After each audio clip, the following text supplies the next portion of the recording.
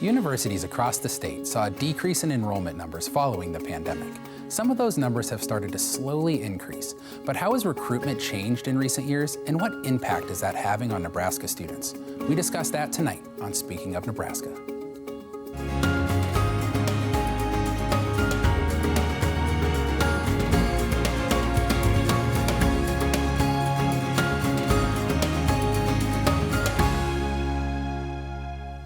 Thanks for joining us on Speaking of Nebraska. I'm Nebraska Public Media News Director Jay Omar.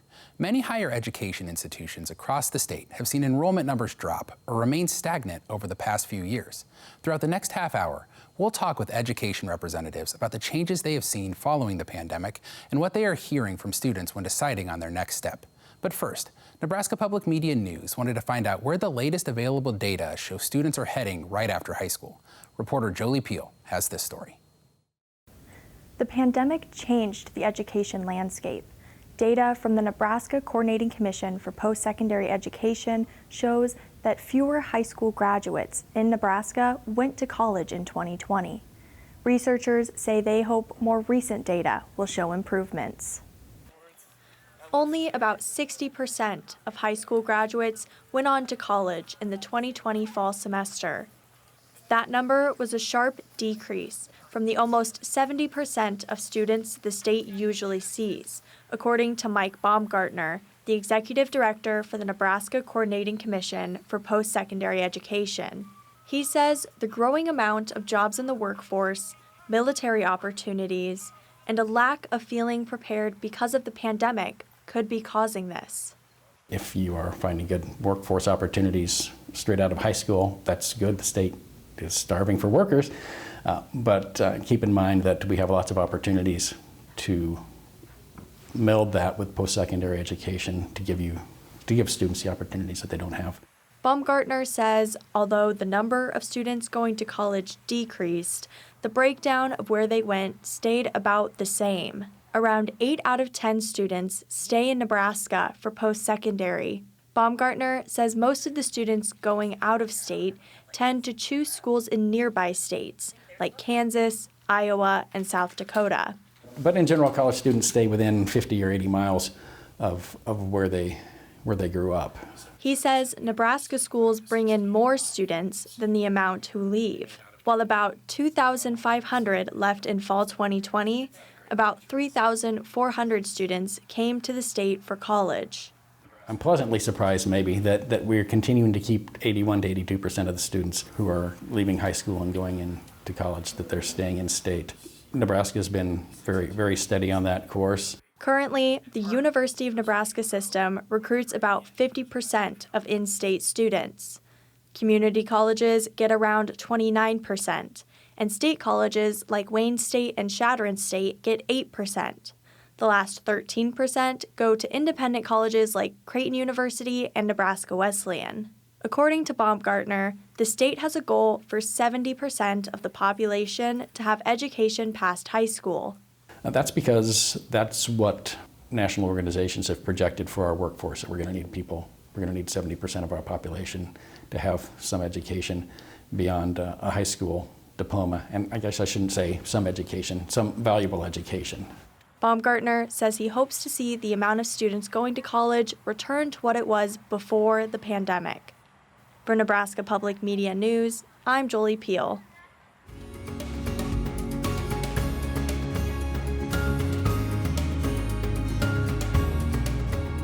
Joining us now are 3 college admissions representatives who work with students at Nebraska institutions. Bill Motzer is the Vice President for Enrollment Management at Nebraska Wesleyan. Kat Krakemeyer is the Administrative Director of Administrative and Career Services for Southeast Community College. And Kelly Backman is the Director of Recruitment for Lincoln, Omaha, and Online Education at Doane University. Thanks so much for joining me today. I really appreciate it. Thank you. And I'll ask a question to each of you individually, but if you feel like you have something to add, feel free to jump in and voice your opinion. So Great. We'll start with you, Bill. What does the application process look like at Nebraska Wesleyan, and has that shifted at all in the recent years? Well, I would first want to start with wanting your audience to know that the application process shouldn't be daunting. It shouldn't be intimidating. All of us want to make higher education accessible for students. And so the first thing would be for our students to understand that the application is a process to get to know them. So they're putting forward what their interests are, their majors, some of their goals, the activities that they want to pursue in college, and that's part of the application process. But through that, we begin to come to know them, and as they come to visit campus, then we put a face with a name and a personality, and through that process, we're looking for a good fit so that that student can thrive at our universities. And at Nebraska Wesleyan, we ask one short answer question, and that is, describe a mentor, a coach, or a teacher who has influenced your life. And the purpose of that question is that it really relates to the core value of Nebraska Wesleyan, and that's personal attention. So we want to know if a student really does value that experience, that they can share that with us, and because that is going to be the part of their Nebraska Wesleyan educational experience. New trends, in recent years, the application is free, so that's another barrier that can be removed. We self-report the GPA, so the students don't have to submit a transcript. So they're just self-reporting their GPA. And another term that the audience would hear is test optional admissions, and many institutions now do not require an SAT or an ACT for admission. The GPA in high school is the most predictive in terms of success in college, and so that's what we rely our admission process on. But the application itself should be able to be completed in 25 minutes or so. So I would hope that students don't look at the process with as much trepidation as they might. That's great. And Kat, we'll go to you. And when a student is exploring SEC, what are you hearing from them and why they would be interested in Southeast Community College? And has that kind of thought process for the students changed recently? I don't think that we've noticed a change in their thought process. I think a common theme that we see, and I'm guessing that both Kelly and Bill might say the same and their staffs would say the same, is that oftentimes students come to us and they don't know what to ask. And so really the role of anyone, a member of our teams, is to sit with that student and help make the process open and accessible, and that they've got a person to walk the journey with them, because there's a lot of emotion and a lot of anxiety, excitement also that comes with the college search process, and we see that every day. So really when we see students, it's kind of starting to ask them, what are they interested in, what are their career goals, and then almost doing a little bit of backwards planning with students and using our expertise as educators to help kind of toy out some of those questions and the questions they should be asking to give them information that they didn't know what to ask. I think that's where we often see a starting point, and from there then you'll start to get questions about housing and career opportunities, job opportunities right here in our area. They'll want to maybe know about accommodations or about their ACT scores and what that looks like. So I think once you get that conversation started and you've built that trust and that rapport and get to know them, as Bill said, that's when you really start to get some of those questions. But I think by and large we experience that people don't know what to ask, and that's okay, because that's our job. Our job is to help students get the answers they need to make the most informed decision. That's great. Thank you so much. And Kelly, what's the general makeup of kind of in-state versus out-of-state students at Doane, and what's the pitch from Doane to make sure Nebraska students are staying in Nebraska for their education? Oh, great question. So right now the makeup, we're about 35% out-of-state students on our campus, and 65% of course are from the state of Nebraska. We really push and want to keep our local students. So offering different types of scholarships and so forth. We don't have out-of-state tuition versus in-state. It's the same across the board. So, but we really, we're recruiting with local, I hate to call it our bread and butter, but we, those small towns, going in and helping small town students or students that are looking for that one-on-one attention. Like any of our institutions, probably, we're all smaller, we provide that. Our classes are less than 12 people in a class, and sometimes students in the state of Nebraska are looking for that environment because they know they're used to that and they can thrive in that and be more successful down the road. And ultimately, we all want them to graduate. So. Yes, absolutely. And Bill, what are you seeing in terms of incoming student numbers at Nebraska Wesleyan, and have you seen any sort of trends change in kind of a post-COVID world? Yeah, COVID was certainly a disruption, but last year we had our third largest new student enrollment in history. We welcomed a record number of transfer students, so we're working with SCC and other Nebraska community colleges to welcome students in as transfer students, building articulation agreements, pathways from one program to complete their bachelor's degree. And the diversity of students, even for small campuses, is an important part of even a Nebraska student's experience. They're going to meet students from, in our circumstance, 37 states and 22 countries from around the world. So, that opens up, new opportunities to engage in cultural exchanges and other ways that can enhance the student experience. Kat, speaking of community colleges, what makes community college kind of different than some of other four-year institutions, and where does that fit into the current educational landscape? I think there's a couple different ways that we differ. One thing I always appreciate about being a community college institution is that we're partners. We partner with our four-year neighbors, knowing that we all have something really valuable to offer students, and no matter where a student comes to us in that journey, we can work together to help a student meet their goals. But when I think about some of the specific differences, a key part of our mission is to serve our immediate community. So we work really closely to recognize what the employment needs are, what the employment trends are. Are there a needed skill set in our community based on the economy, based on jobs, based on how we can serve our local population, but also being attuned to what's happening around us. I think another thing is that we're really accessible, and students can come to us at many different points in their academic journey, and maybe there's some flexibility with when they come in, when they enter, and when they exit, and might return to us. But that the ability and the need for us to really be mindful of what's happening locally helps us develop and teach students a specific skill that allows them to go to work pretty quickly, knowing that we've got certificate, diploma, and associate's degrees, and that students and graduates can be out in the workforce making a good wage, supporting their families, helping meet their goals, from 6 to 9 to 12 to 24 months in a really accessible way, but then also partnering with our neighbors to say, if you want to go on for additional education or to increase your marketability, there's options. But I really think it comes down to meeting the immediate needs of our community, helping to create a qualified, skilled workforce, and putting people out in the community to work. Excellent, thank you. And Kelly, speaking of shifts in trends and questions along those lines, Doane has a large online education presence. Have enrollment numbers shifted in terms of that group of students in recent years? For sure, yes, 100%.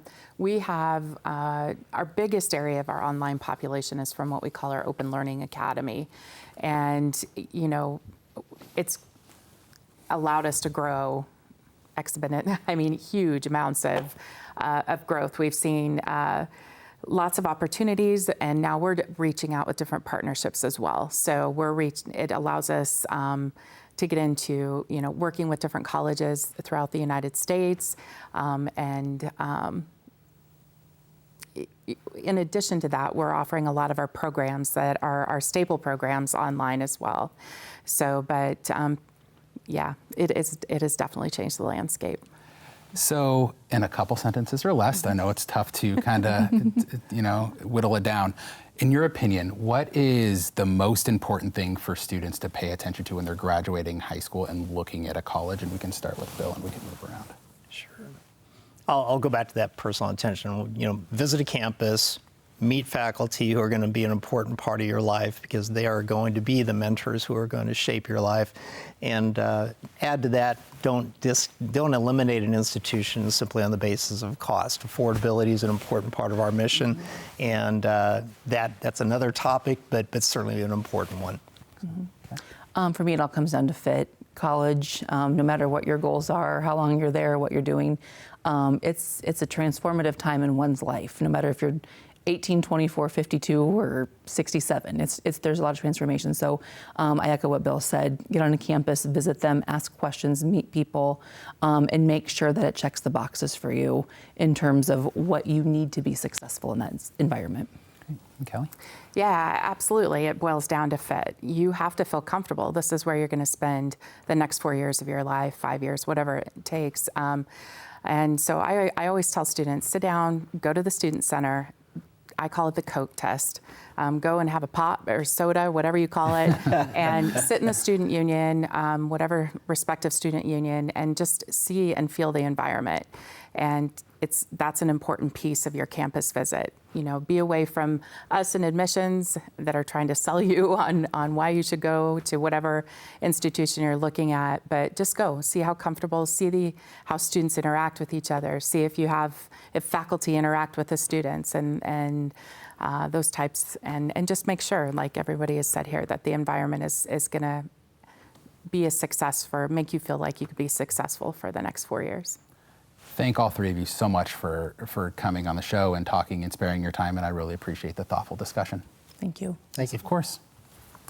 Coming up, we'll continue our discussion on college enrollment with a counselor from Waverly High School who works with students every day to decide their next step following high school graduation. But first, let's take a look at some of the numbers for the state's biggest university system.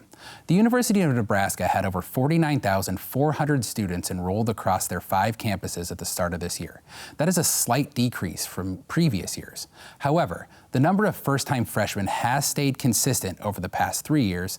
In fact, the University of Nebraska-Lincoln and the University of Nebraska-Kearney both saw incremental growth of first-time freshmen in 2023.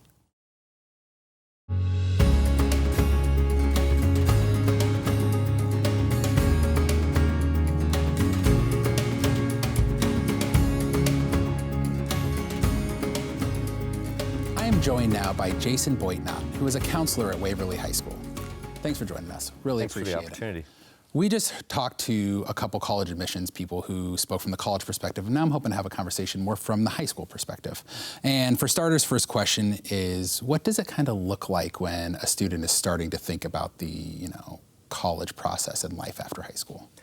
We hope it always starts with them being self-aware so that they're understanding more about themselves. And what I mean by that is their strengths, their skills, their personality, trying to get an understanding of who they are so they know what comes next. When we talk about college, we're not talking about that being the final step in their journey.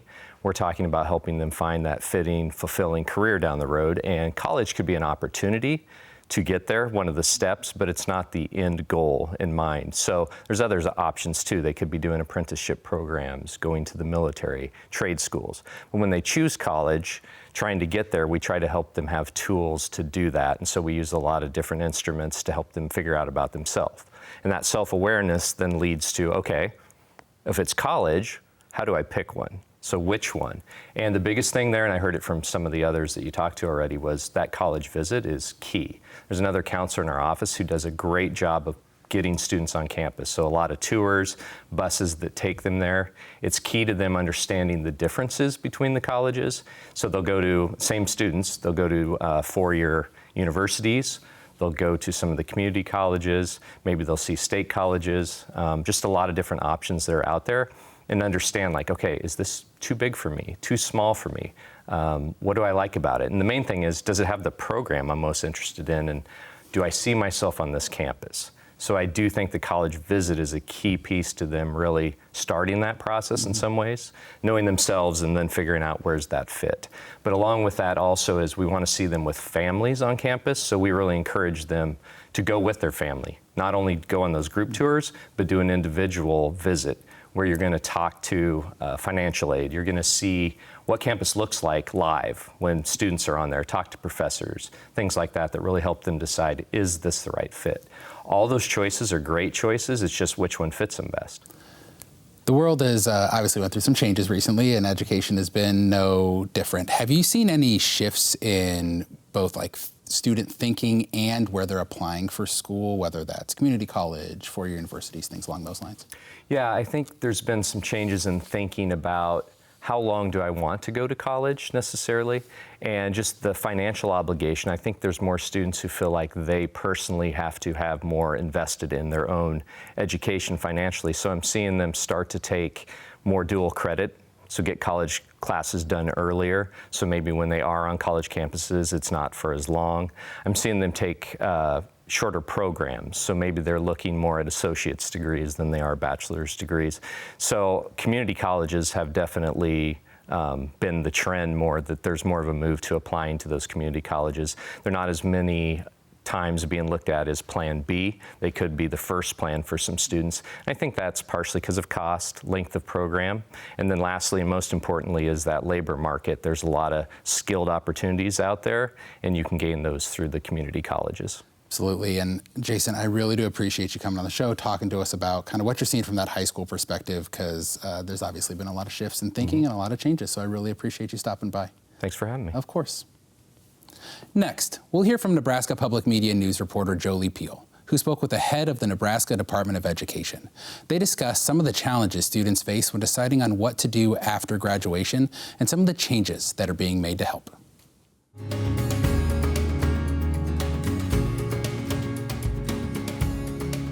The Nebraska Department of Education regulates K-12 schools all across the state. I was able to sit down with Nebraska Department of Education Commissioner Brian Maher and ask him about what resources the state has available for high schoolers as they embark on the college process. With over 45 colleges in Nebraska and more options outside of the state, the college process can be daunting for students. That's why Nebraska Department of Education Commissioner Brian Maher says one of the goals for the department is to help students narrow down those options. I was talking to a relative who's a senior in high school this year, just within the last couple of weeks here. And I said, hey, what do you want to do next year? And they said, I really don't know. And the first thing I said to them was, you're normal. Maher says the idea for college is planted as early as kindergarten through things like diplomas displayed on a teacher or principal's walls. But officially, those conversations about post-graduation plans start to happen in middle school. The Department of Education has a variety of ways to help students get to college, according to Maher. Since 2017, all students who attend a public school in Nebraska can take the ACT, a college entrance exam, for free. Usually, the ACT costs at least $68. It is also now state law that all high school students complete the free application for Federal Student Aid, or FAFSA, before graduating. Maher says that requirement helps students tackle one of the most financially challenging parts of getting to college. And some of our students just don't fill out because of how cumbersome it is to fill out. And it's a barrier to college entry for some students. So one of the ways that we will help and that we have helped is to help break down that barrier of getting the FAFSA completed. Getting students to college is more than tests and forms. The Department of Education builds relationships with universities to connect students to programs they are interested in. Maher says those relationships also help the NDE ensure students have the right skills heading into college.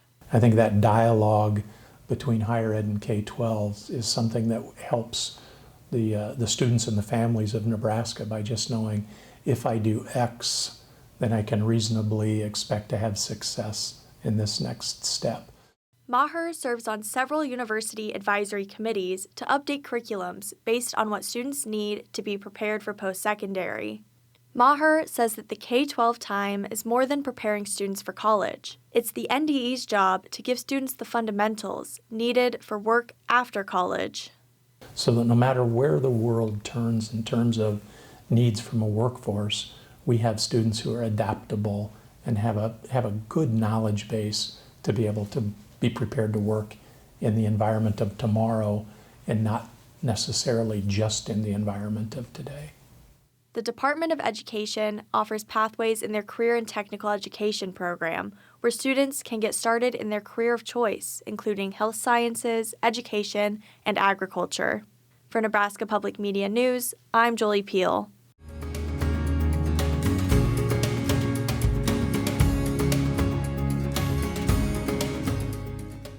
Joining me now is Charlie Bysack, a former Senior Vice Chancellor for Academic Affairs at the University of Nebraska-Kearney. He continues to work with the Chancellor's Office, helping with construction for a new rural health education building. Thanks so much for joining us. My pleasure. So for starters, can you kind of give us an overview of the project? Yes, the Rural Health Education Building is a remarkable outcome of a long-time partnership between the University of Nebraska at Kearney and the University of Nebraska Medical Center. It was inspired very significantly by the dire need in rural Nebraska for healthcare professionals. How will having this building and these programs kind of increase recruitment and retainment at the University of Nebraska Kearney? It's already gained significant interest by way of the opening of a first building in 2015. That has led to an increase in enrollment of greater than 20% across pre-health areas on the University of Nebraska at Kearney campus. Students are indeed interested in rural health practice. Can you talk us a little bit through about the partnership with UNMC and kind of how that came to be and how that will kind of work as this program develops? We have some amazing colleagues at UNMC who have immediately understood the great value in working with a predominantly undergraduate institution like UNK in expanding nursing at the undergraduate and graduate levels, and for the first time in 2015, areas like physical therapy, physician assistant, medical lab science, and imaging areas like sonography and radiography. We are now on the cusp with this second building of expanding to 3 other colleges, medicine, pharmacy, and public health. How did you kind of get involved with this when you were, in your role at the university, and were you there from the very beginning?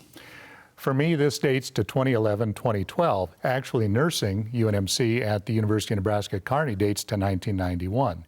In 2011, 2012, I met with a colleague who is now dean of the College of Allied Health Professions at UNMC, Kyle Meyer, and he said, we ought to get together and talk about how we can, for the first time, deliver programs that I had just mentioned.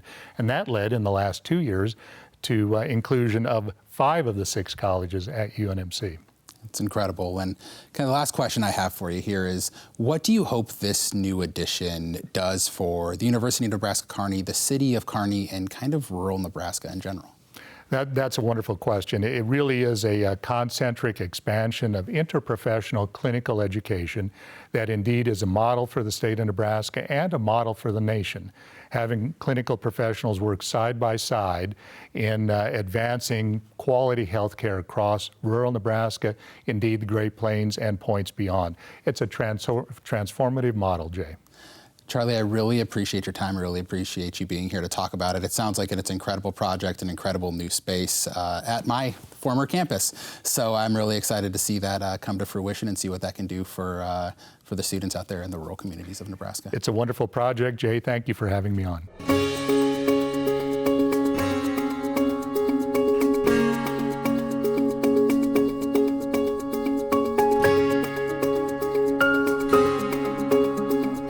That's all for this week on Speaking of Nebraska.